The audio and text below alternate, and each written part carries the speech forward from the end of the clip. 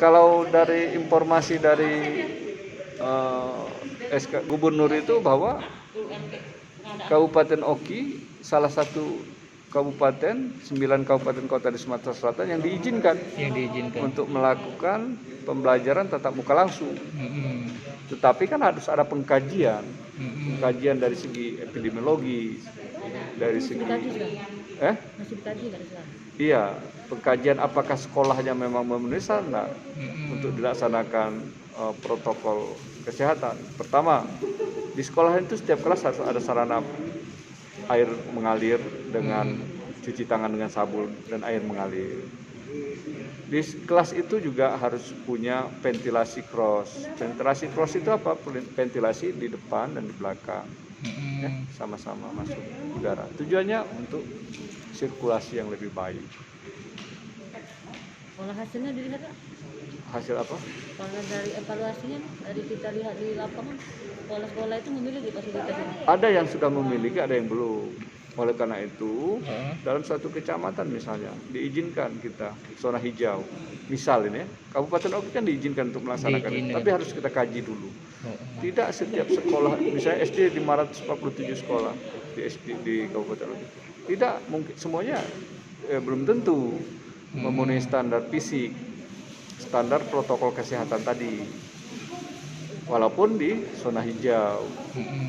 Kalau bagi yang sekolah belum ada itu Pak, bisa jadi nggak tatap muka atau ya harus dipenuhi standar itu. Sarana air mengalir dengan sabun, kemudian ventilasi cross. Ketika itu terpenuhi dan zonanya mendukung, maka dimungkinkan untuk melaksanakan pembelajaran tatap muka langsung. Namun ini kan tetap distancing. Muridnya biasa 30 dalam satu kelas, dibagi 2 jelasnya kan 15-15. Durasinya otomatis berkurang kan. Biasanya sekolahnya 1 minggu 6 hari, mungkin jadi 3 hari. Seperti itu metodenya untuk mencegah.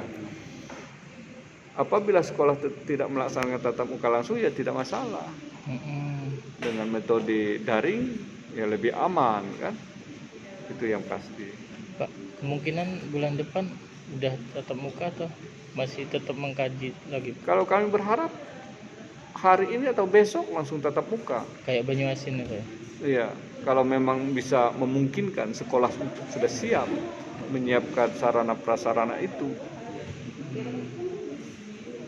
Cuci tangan pakai sabun dengan air mengalir, kemudian menyiapkan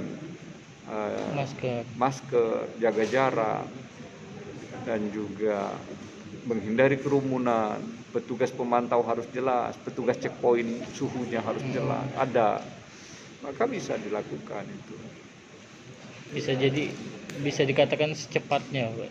Secepatnya lebih baik, tetapi harus ada pengkajian. Jangan berpikir kita bahwa satu kecamatan itu zona hijau, itu semuanya sekolah bisa, belum tentu. Pengkajian itu per sekolah, bukan per klaster, per sekolah. Bisa jadi, bisa SD 1 kayak aku memenuhi syarat, SD 2 tidak memenuhi syarat, bisa jadi kan, walaupun dalam satu komplek misalnya.